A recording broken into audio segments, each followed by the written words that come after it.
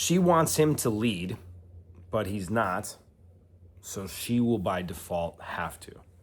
It's a totally different paradigm when it comes to men and women, in the sense of if a woman isn't being feminine enough or being caring, nurturing, understanding, loving, a guy doesn't feel a survival obligation to rise to the occasion to take over those duties, with rare exception. However, if you look at the metaphor of like life as a car, you don't need someone in the passenger seat. You do need someone to drive. So when a woman sees a guy who's not willing to drive, or maybe he's not even in the car, or he's metaphorically asleep in the back seat, she knows she has to drive.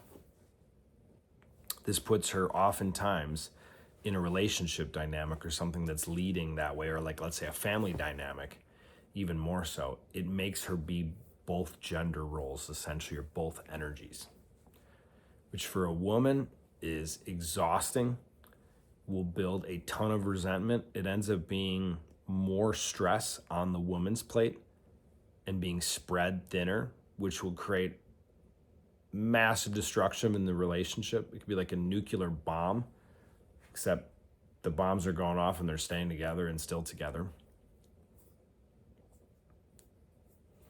As guys, a lot of times we don't lead the way men used to lead 75 years ago.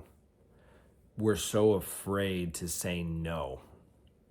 I posted a video today and it was kind of playing on how pleasing stuff shows up in different cultures in a way. And it was a Colombian culture, and just how guys down in Colombia don't say no. So like have a whole long song and dance and story.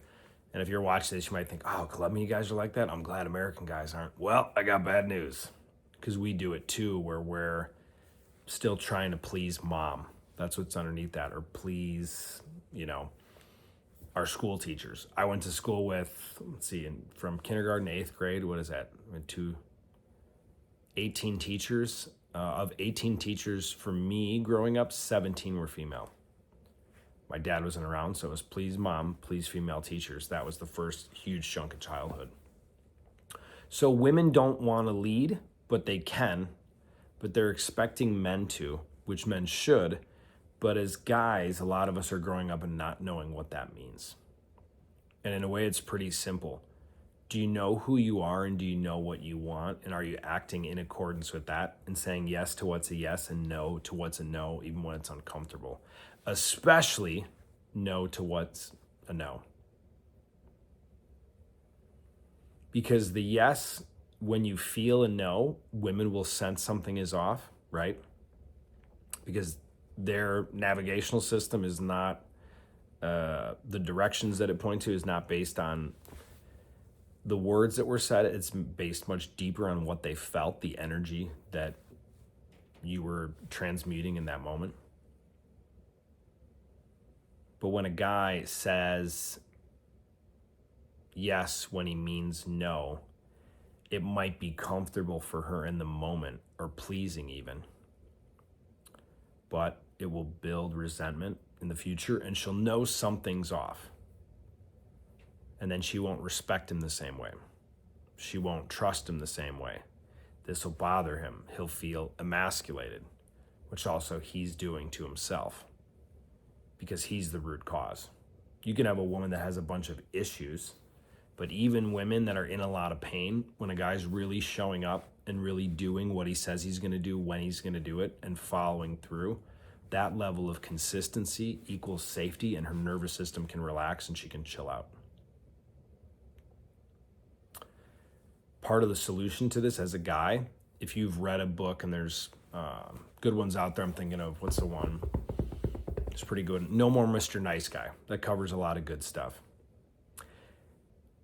I've seen people read that, and you read that and you go, I read that 10 years ago, I'm over that phase. And someone that was, just making this up, 87% nice guy is now 68% nice guy.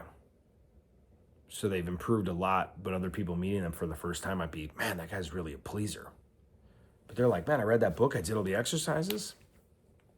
There's certain things in life that it's forgetting or getting rid of or undoing. And when we got a big chunk of that pleaser or the nice guy off of us, we don't realize there's deeper layers. So when we're still operating in that nice guy or pleaser or saying yes because it keeps everything, on an even keel, we keep going deeper and deeper into what's not true. And that's a different way of saying almost everything what I'm saying, much simpler. Knowing who you are, knowing what you want, even if it's scary to get it, and just telling the fucking truth. Telling the truth to her, but she might leave. Perfect. That would be the idea. If you have a vision, you know what you want, and you tell a woman this is a yes, this is a no, especially if it's early on in the relationship, and she doesn't want that and she leaves, that's a great thing. But our little inner boy that's inside of us will go, but it's not rational. It's more in the heart, in the nervous system, like, but she'll leave me and then I'll be alone, or I could be rejected, and it's soothing that part of you. It's understanding, it's recognizing it's there as a guy, because if we don't recognize it, we can't do anything about it in the first place.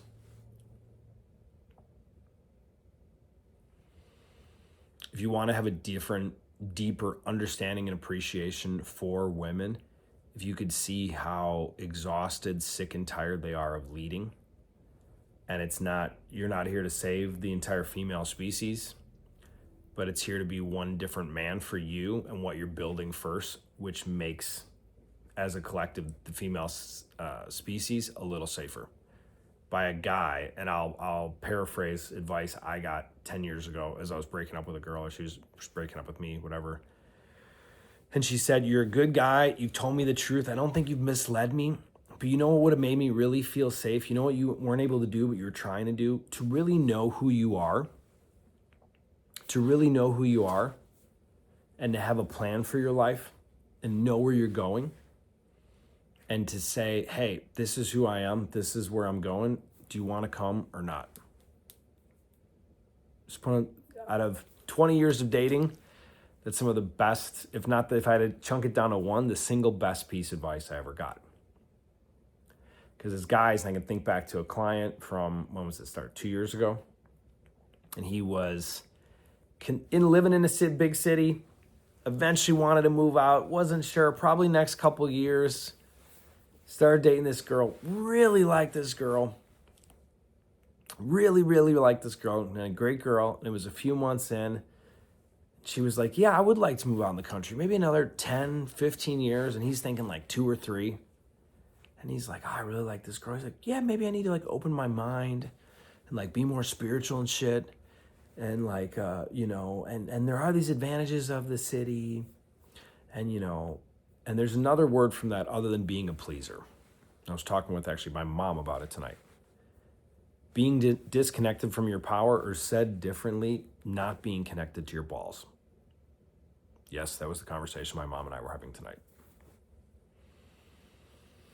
When you're connected to your emotions, to your heart, which are different, by the way, they're very different, and you're not connected to your balls, to your spine, women ultimately don't feel safe, or they kind of feel this half safe.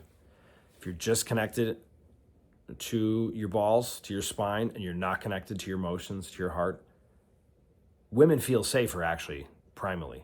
But overall, in what's possible, they don't feel safe. But that's a better option.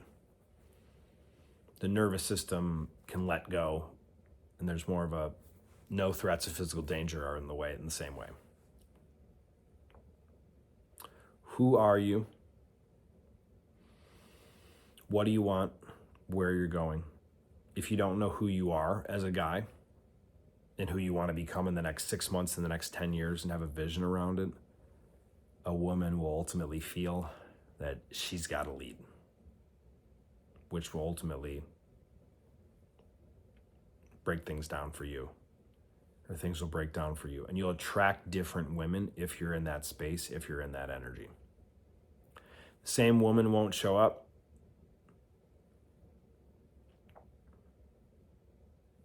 But if you keep wondering, looking for a sign, looking for something outside of you, when the universe does something different, when God does something different, when it's the economy, when it's the president, and we're not leading, we're waiting for the tide to change so things can be a certain way, rather than going, the boat's got to get across, the time is now, go across. She doesn't want to lead, she can. Women are exhausted by it, and women are dying to have a guy who knows who the fuck he is and where he's going. Thanks for tuning in, gents. Pleasure as always. See you soon.